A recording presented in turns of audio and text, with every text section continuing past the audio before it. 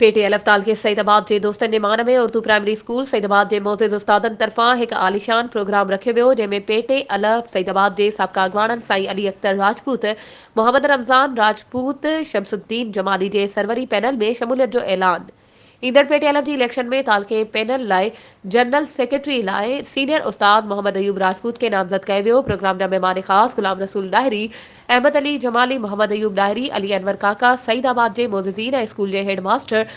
मोहम्मद असलम इस्लाम राजपूत, तौफीक अहमद कायम खानी, साबिक़ा हेडमास्टर अब्दुल सत्तार राजपूत, जावेद अहमद इकराम कायम खानी, मोहम्मद रमज़ान, अली अख्तर रियाज,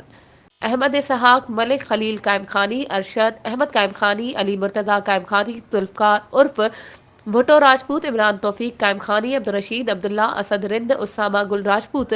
एहसान इलाही मलिक, अब्दुल सत्तार, अरशद कायम खानी, असलम हीरो, रईस परवेज़ अयूब राजपूत, हाजी अब्दुल समद राजपूत ऐं सीनियर साफ़ी सिकंदर अली ऐं जबली स्टाफ मौजूद हो। वधीक ख़बरुनि ऐं अपडेट्स जे लाइ असांजे चैनल खे सब्सक्राइब कयो